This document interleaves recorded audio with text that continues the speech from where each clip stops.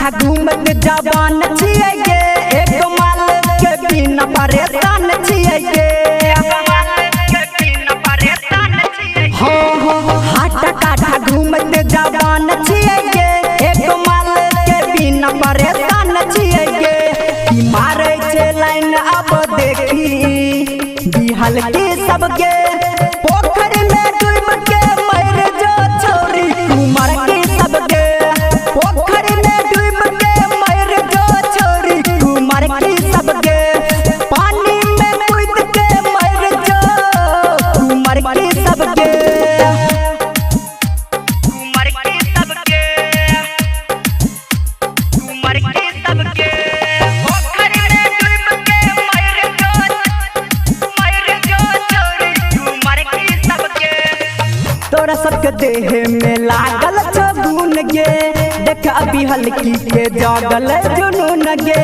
देख अभी हल्की के जागल हो तोरा सबके देह में लागल छगुन गे, देख अभी हल्की के जागल जुनून गे। घूमै छिए आबो सिंगल सबर की सबके, पोखर में डूब के मर जो छोरी कुमार की सबके,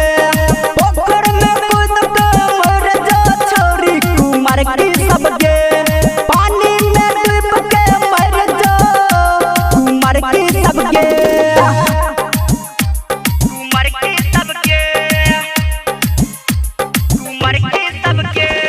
पोखर में डूब के मर जो छोरी कुमार की सबके। जी के की करबै अब कहो प्यारे लाल गे, आज तक पटल न एको गमाल गे, आज तक पटल न एको हो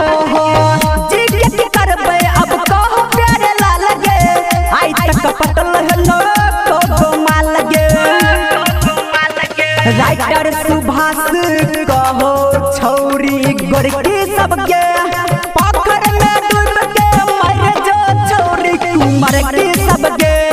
पोखर में कूद के मर जो छोरी कुमार की सबके, पानी में कूद के मर जो कुमार की सबके। कुछ जाना